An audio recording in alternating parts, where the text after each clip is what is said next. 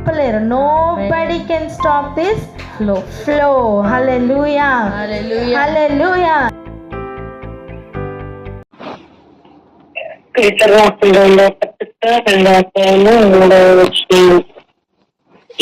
వారు అధిక లోబులై కల్పన వాక్యం చెప్పుచు నీవు వలన లాభం సంపాదించగలరు. వారికి పూర్వం నుండి విధింపబడిన తీర్పు ఆలస్యం చేయదు. వారి మార్పులను కొలిచి నిద్రపోదు. ఇక్కడ పరిస్థితి ఒకసారి చూడండి. మరియు అబద్ధ ప్రవక్తలట ప్రజలలో ఉండిరి. ఇంతకు ముందు నుంచి కూడా అబద్ధ ప్రవక్తలు ఉన్నారు. అలాగనే అబద్ధ బోధకులు మీలో కూడా ఉంటారు. ఇంతకు ముందు ఎలా అయితే అబద్ధ ప్రవక్తలు ఉన్నారో అలాగే మీలో కూడా అబద్ధ బోధకులు ఉంటారు. వారిని గుర్తుపట్టడం మరి ఎలా అంటే, ఇంతవరకు మనం గడిచిన కొన్ని దినాలుగా చూస్తున్నాం కదా, ఒక్కొక్క క్యారెక్టర్ని. ఏవేవి, ఎలాంటివి? వ్యభిచారపు కన్నులు కలిగి కన్నులు తిప్పుకోలేక మార్పు రాకుండా ఉన్న ఒక స్థితి. దుర్మార్గపు కామ వికార చేష్టలు. అదేవిధంగా విడిచిపెట్టినవి మరలా టేక్ ఓవర్ చేసుకుంటూ పోరాడుతూ విడిచిపెట్టిన వాటిని జయించలేని ఒక స్థితి.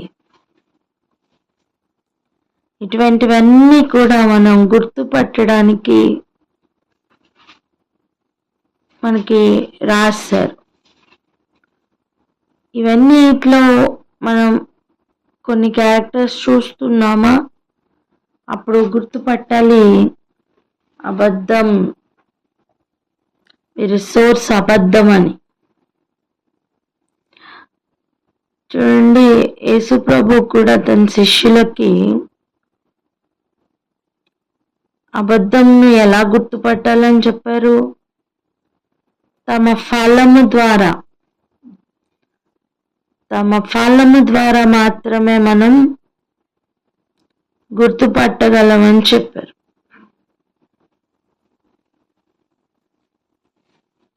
నాకెందుకయ్యా గుర్తుపట్టడం అనడానికి వీలు లేదు. ఎందుకంటే సంఘములతో రాస్తున్నప్పుడు నీవు అపోస్తులు కాకయే అపోస్తులు అని చెప్పిన వారిని గుర్తుపట్టావని, ప్రవక్తల గురించి కూడా రాస్తూ సంఘములకు రాసినట్లు మనం చూస్తున్నాం. అంటే సంఘం యొక్క బాధ్యత కూడా సత్యమేది అబద్ధమేది గుర్తుపట్టే పని ఉంది. యూదులు కాకయే యూదులమని చెప్పుకొని వచ్చిన సాతాను సమాజపు వారు ఉంటారు. వారి వలన కలుగుతున్న దూషణ నాకు తెలుసు అని చెప్పినట్టు మనం చూస్తున్నాం. సో సత్యమైతే ఏంటి, అబద్ధమైతే ఏంటి, బోధే కదా అని అనుకోవడానికి వీలు లేదు. వీరు చేస్తున్న ముఖ్యమైన పని వారిని కొనిన ప్రభువును కూడా విసర్జిస్తున్నారట. ఒక్కసారి వారు గనక మమ్మల్ని ఎవరు కొన్నారు, మేము ఎవరి నిమిత్తం ఉన్నాం అని ఆలోచన చేయగలిగితే అబద్ధం నుండి దూరం అవట సాధ్యమవుతుంది. ఆమేన్.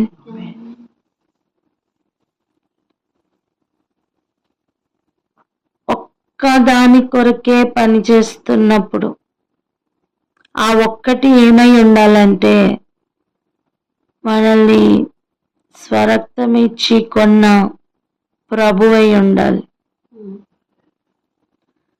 ఎవరికైనా సరే ఏం చేసినా ప్రభు నిమిత్తం చేసే అనుభవంలోకి వెళ్ళాలి. మాట ఒకటి చేత ఒకటి కాదు, కానీ నన్ను కొనిన ప్రభు నిమిత్తం నేను ఇక బ్రతుకుతాను అనే ఒక తీర్మానం చాలా అబద్ధాల నుండి, చాలా వంకర ప్రవర్తనల నుండి కాపాడుతుంది.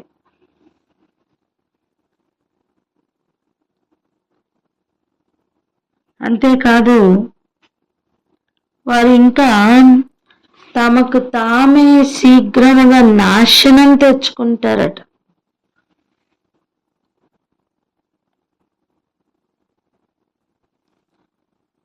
నాశనకరమైన భిన్నాభిప్రాయాలు రహస్యంగా బోధిస్తారు. తిన్నని మార్గం నుండి చాలా ఈజీగా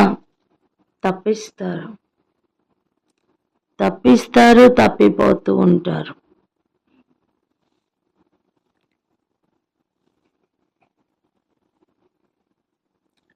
చూడండి, 2వ వచనంలో ఒక మాట రాశారు.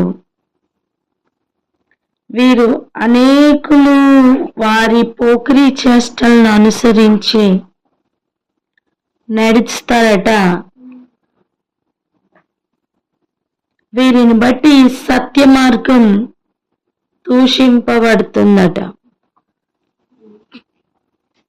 అనేకులు వీరి చేష్టలను ఇష్టపడి నడుస్తూ ఉండేవారు ఉంటారు.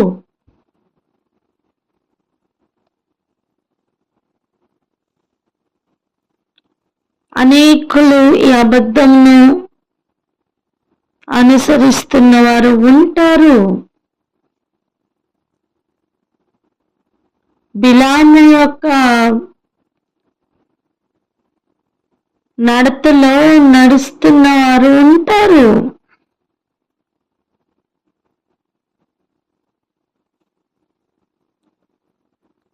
విసర్జించిన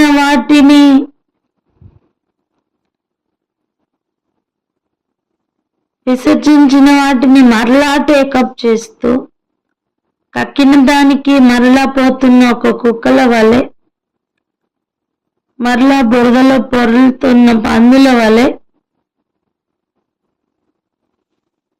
ఉన్న అనుభవంలో అనేకులు ఉంటారు అని వాక్యం చెప్తుంది. ఇవన్నీ నాకెందుకు అనుకోవడానికి వీల్లేదు. ఏదేమైనప్పటికీ కూడా ఒకటి, ఇటువంటి అనుభవం మన జీవితంలో లేకుండా చూసుకోవాలి. 2, ఇటువంటి గుర్తుపట్టినప్పుడు ఇటువంటి ప్రవర్తనలు కనుక ఎవరిలోనైనా గుర్తుపడితే ఇదిగో మనల్ని మనం జాగ్రత్త చేసుకోవడం మంచిది. మన అనుసరించి ఇది ఓకే, ఇది పర్వాలేదు అన్నట్లుగా వెళ్ళకుండా, సమర్థించుకునే అనుభవంలోకి వెళ్ళకుండా మనల్ని మనం జాగ్రత్త చేసుకోవాలి, భద్రపరచుకోవాలి. ఆ బాధ్యత మన మీద ఉంది. ఏమైనప్పటికీ కూడా ఈరోజు ఒక విషయం అర్థం అవ్వాలి. వీరి యొక్క సోర్స్ అబద్ధం. అన్ని సిమిలర్ గానే ఉంటాయి. కేవలం ఫలమును బట్టి మాత్రమే గుర్తుపట్టగలం. ఈ అబద్ధ ప్రవక్తలు ఎలా ఉంటారు అంటే ఎగ్జాక్ట్గా ప్రభు ఏదైతే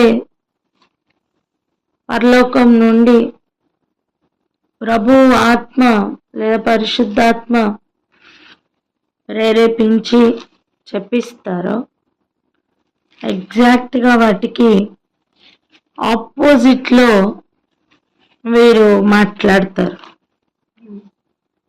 వీరు ప్రవచిస్తారు. సిమిలర్గానే ఉన్నట్టుగా అనిపిస్తాయి, కానీ ఆపోజిట్లో వీరు చెప్తూ ఉంటారు.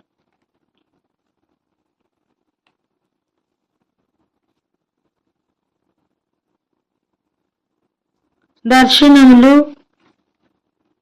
అబద్ధ ప్రవచనములు, కళలు ద్వారా వీరు త్రోవ తప్పిస్తూ ఉంటారు.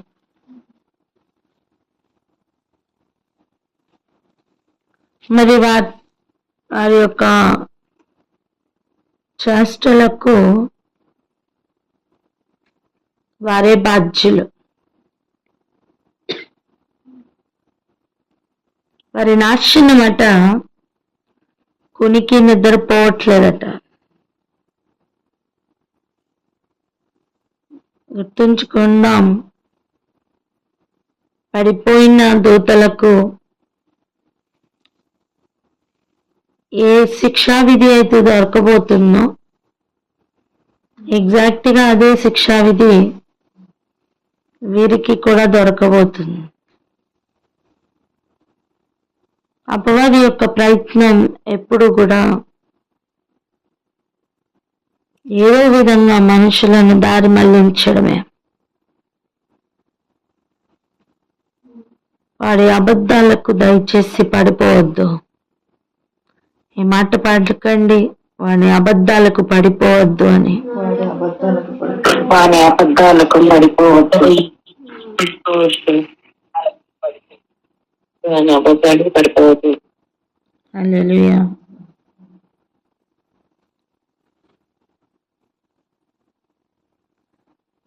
కొన్ని మాటలు మనం చదువుకున్నాం ఈరోజు.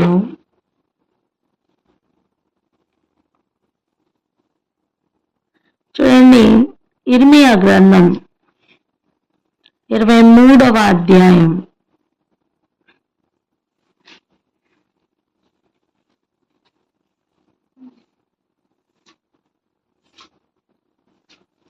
మొదటి 4 వచనాలు ఒక్కసారి గమనిద్దాం.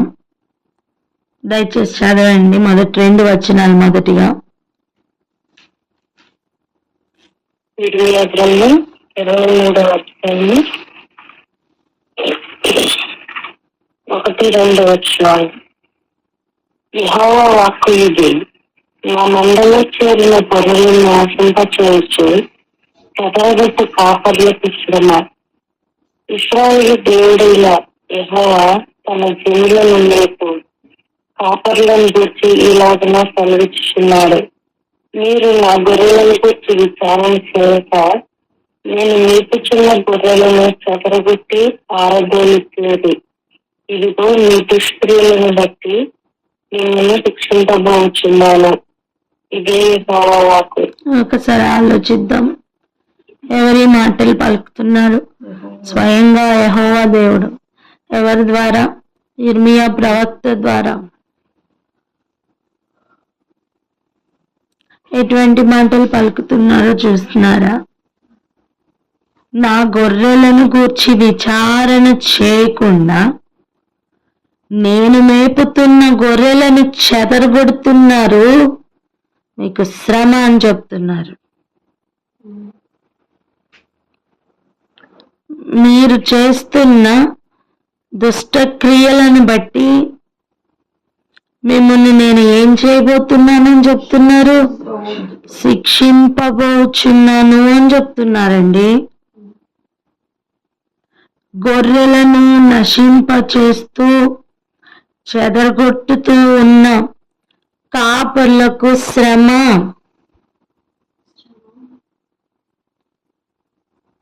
గొర్రెల్ని కాపర్లు మేపాలి కదా, అలాగా మేపకుండా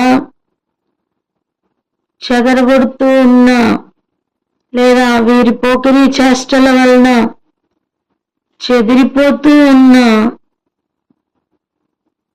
గొర్రెల్ని బట్టి దేవుడట పూచి తీసుకుంటున్నారట. దేవుడు చూస్తూ ఉండట్లేదు, ఊరుకొని ఉండట్లేదు. ఆ కాపర్లకు దేవుడు ముందుగానే చెప్తున్నారు, మీకు శ్రమ అని. ఏ విధంగా శిక్షించబోతున్నారో కూడా చెప్తూ ఉన్నారు. ఆ శిక్ష కేవలం భూమి మీద దొరికే శిక్ష మాత్రమే కాదు, అది యుగ యుగాలు దొరకబోతున్న శిక్ష. ఒకసారి ఆలోచిద్దాం, కొంచెం జాగ్రత్తగా ఆలోచిద్దాం.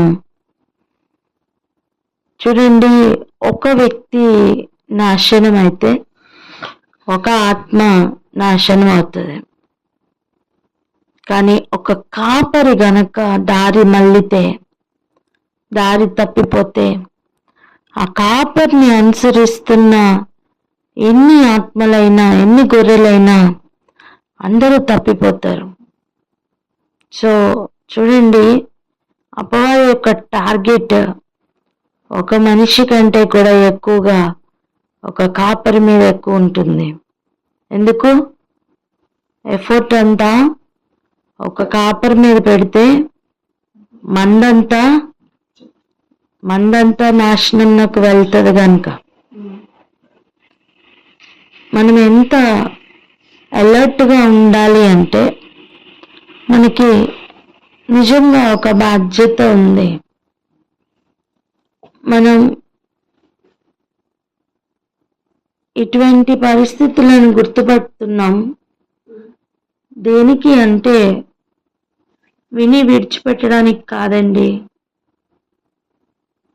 అనేక నక్షత్రములు పడిపోయాయి, అనేక నక్షత్రములను కాపాడుకోవాలి. చెప్పండి ఆ మాట. అనేక నక్షత్రములు పడిపోయాయి, అనేక నక్షత్రములను కాపాడుకోవాలి అని చెప్పండి.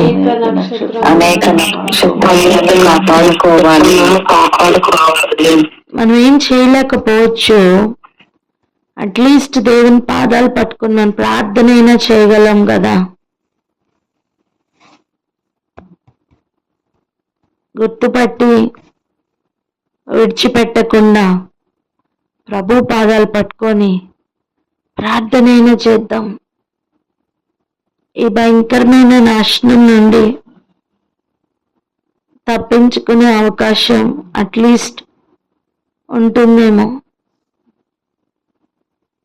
సమస్తం ఎరిగిన ప్రభు ముందుగానే మనతో కొన్ని విషయాలను చెప్పారు. గుర్తుందా?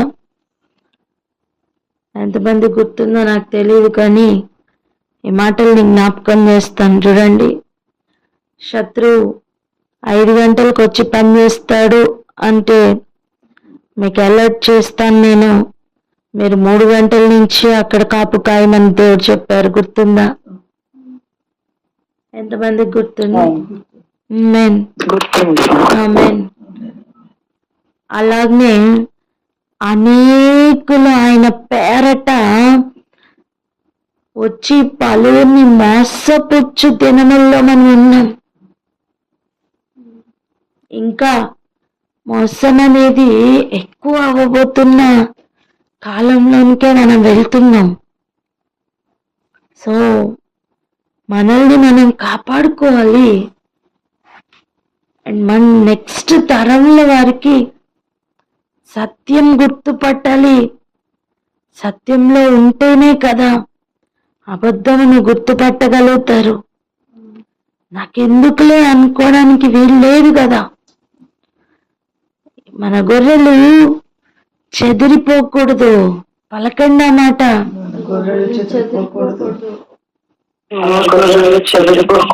హల్లెలూయా. గొర్రెలు చెదిరిపోకూడదండి. దాని కొరకు ఒక బాధ్యతతో ఈరోజు ప్రార్థన చేద్దామా? నాశనంకు మన గొర్రెలు వెళ్ళిపోకూడదు. అనేక గొర్రెల కాపర్లు అపవాది పెడుతున్న ఆఫర్లకి పడిపోకూడదు అని ప్రార్థన చేద్దామా? ఏదో బలం పొందుకొని బలహీనతల్లో పడిపోకుండా మన అనేక కాపర్లు, అనేక బోధకులు, అనేక ప్రవక్తలు తాము కొనిన ప్రభువుని జ్ఞాపకం చేసుకుంటూ వక్ర మార్గంలోకి వెళ్ళిపోకూడదని, వంకర త్రోవల్లో నుండి తప్పించుకొని అనేకుల్ని తప్పిస్తున్న మంచి పనిలో ఉన్నారు కనుక మరి అందులో ఉండాలని వారి కొరకు ప్రార్థన చేయాలి మనం. మరి అటువంటి ప్రార్థన చేద్దామా? ఎవరైనా ప్రార్థన అందుకోండి.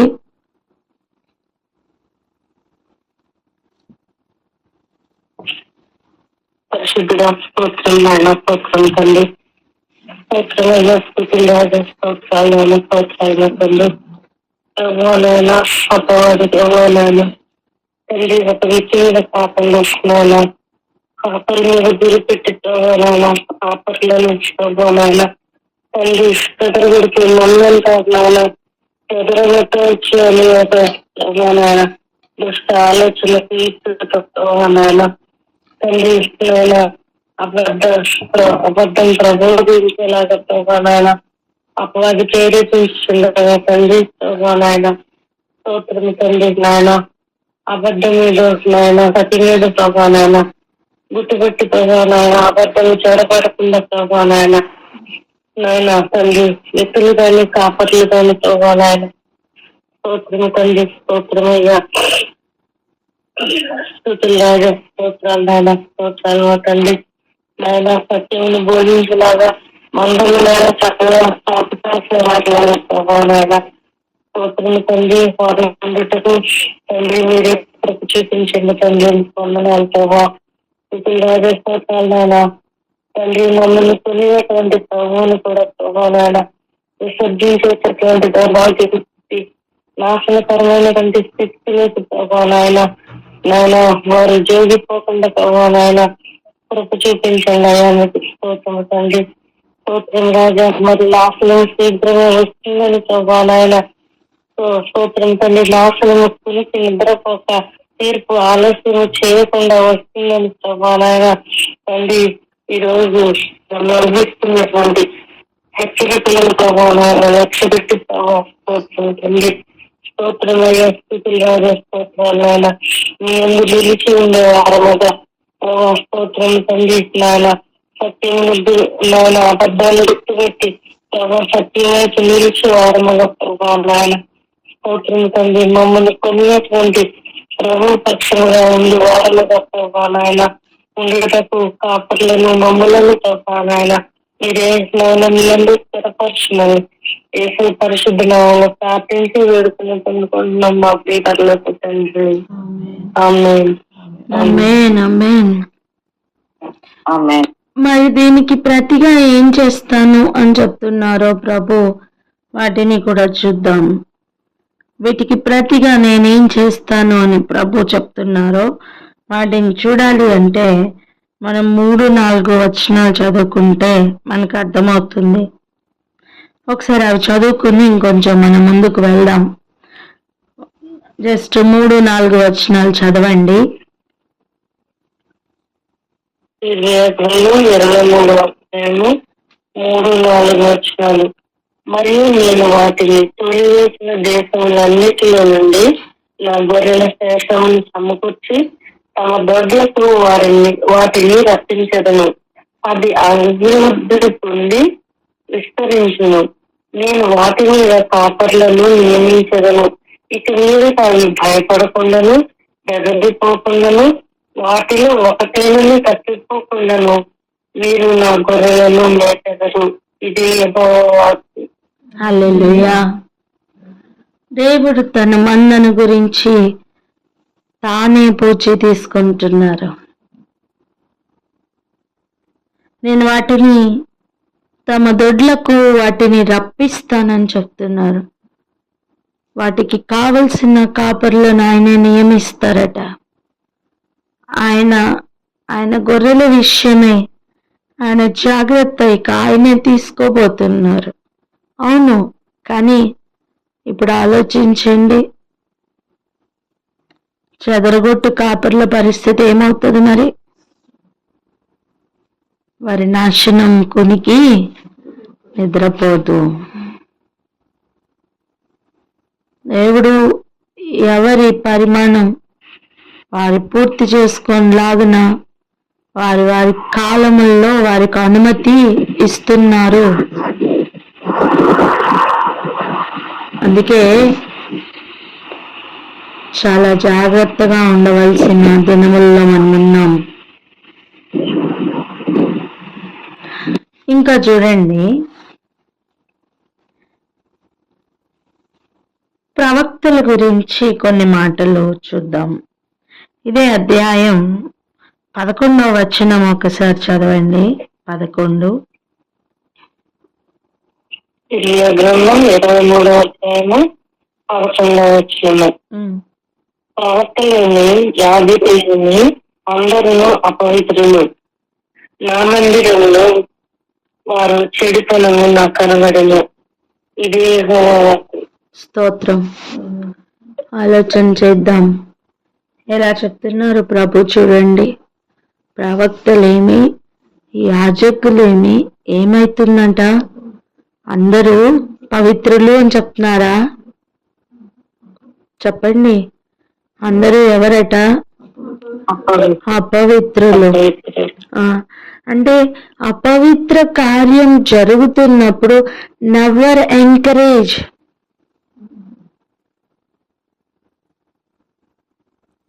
అపవిత్రమైన కార్యంలో జరుగుతున్నప్పుడు ఏకీభవించి ఎంకరేజ్ చేయొద్దండి. అది దేవునికి హేయమైన కార్యమే. ఆ మందిరంలో వారి చెడుతనం నాకు కనపడేను అని చెప్తున్నారు ప్రభు.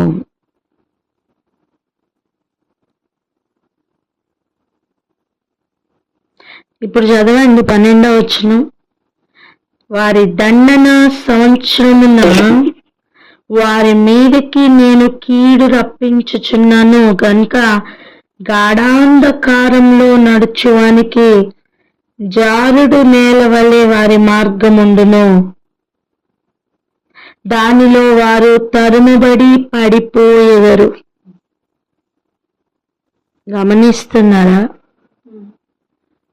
గాఢాంధకారం అంటే అంత చీకట్లో జారుడు నేల ఉంటే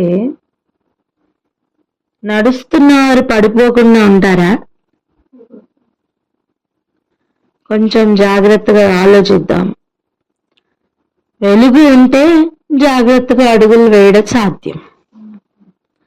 చీకటిలో దట్టు జారిపోతున్న నేల పడిపోకుండా ఎవరైనా ఉంటారా? చెప్పండి అమ్మా. పడిపోతారు కదా.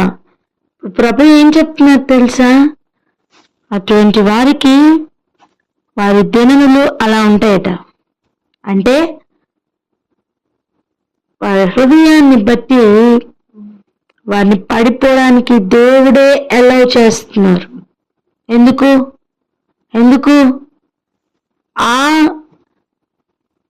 ఆ పని జరిగినప్పుడు ఆ తీర్పుకు లేదా నిర్ణయించబడిన ఆ శిక్షకు వాళ్ళు పాత్రులుగా అర్హత పొందడానికి దేవుడే వదులుతున్నారు. ఇంకో మాటలో చెప్పాలంటే వారి పరిమాణం వారు పూర్తి చేసుకోవడానికి అన్ని ఫేవరబుల్ కండిషన్స్ ని దేవుడు అలౌ చేస్తున్నారు.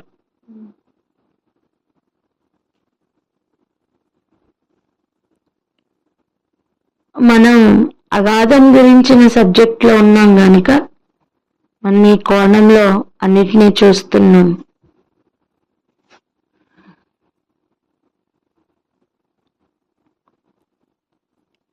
సో మెయిన్ ఎక్కడ మార్పు కలగాలి అంటే హృదయంలో, ప్రవర్తనలో. చెప్పండి, మెయిన్ మార్పు ఎక్కడ కలగాలి? హృదయంలో, ప్రవర్తనలో. ఈ హృదయంలోను ప్రవర్తనలోను దేవుడు గనక మార్పును చూడకపోతే, స్వకీయ ఆలోచనలతోనే పాపపు మార్గంలోనే వెళ్తున్న అనుభవాల్లో ఉంటే దేవుడు ఇంకా నాశనంలోకి వెళ్ళడానికి జారుడు నేలని ఎలా చేస్తారు? అర్థం, జారి పడిపోయే అవకాశంలో ఎక్కువగా ఉండేటట్లు దేవుడు ఎలా చేస్తారండి. అప్పుడు సర్పం నన్ను మోసపుచ్చింది ప్రభువా, జారుడు నేల వచ్చింది అందుకే పడిపోయిన ప్రభువా, ఇవేవి కూడా శిక్ష నుండి తప్పించలేవు.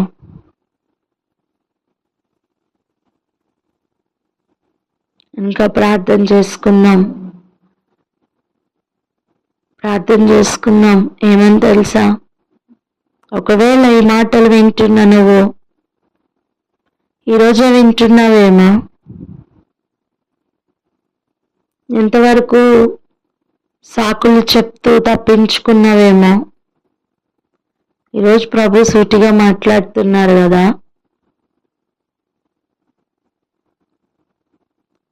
శిక్షలోనికి పంపించడానికే ఆయన రక్షించుకోలేదు కదా, విలువ పెట్టే కదా మనల్ని కొన్నారు.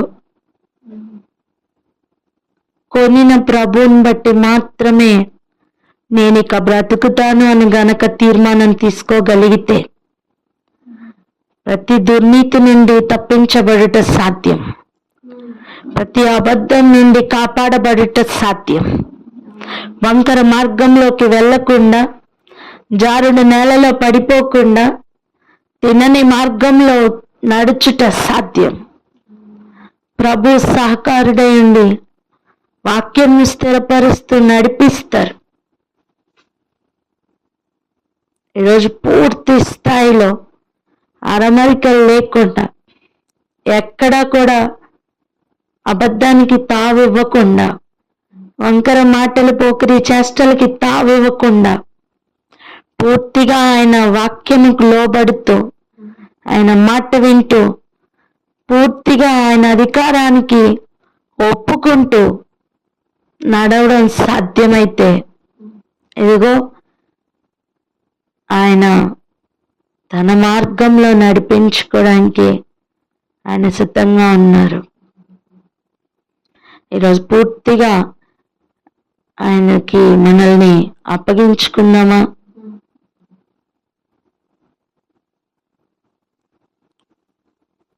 శత్రువు కలిగిస్తున్న ఆలోచనలు వెంటనే గుర్తుపట్టే కృపను ఆయన అడుగుదామా? అవును, ఏది నీచమైందో ఏది ఘనమైందో గుర్తుపట్టకపోతే ఆయన నోటి వలె ఎలా ఉంటావు?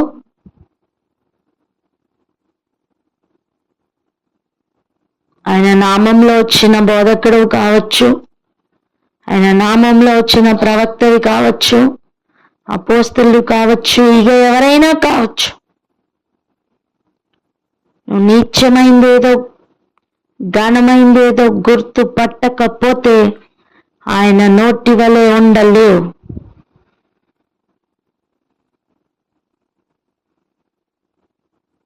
ఆయన నోటిగానే ఆయన పిలుచుకున్నారు కనుక నీచమైందేదో ఘనమైందేదో గుర్తుపట్టు.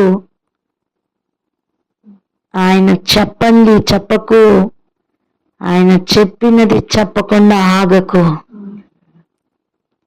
ఇటువంటి తీర్మానంతో కదలడానికి ఈరోజు తీర్మానం తీసుకుని నిలబడగలిగితే శత్రు రాజ్యములన్నీ, కోట గోడలన్నీ కూలిపోతాయి. వాటి దుర్గములన్నీ నాశనం అవుతాయి. వాడి ఉన్నత స్థలాలు పడిపోతాయి. దేవుని రాజ్యం కట్టబడుతుంది. ఆయన గొర్రెలు చెదిరిపోకుండా కట్టబడతాయి. ఆయన రాజ్యం నిలబడుతుంది.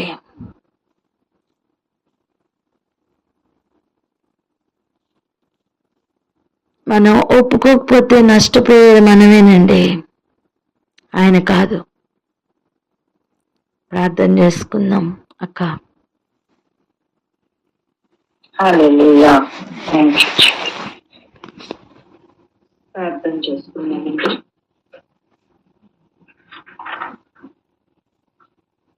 కలిగి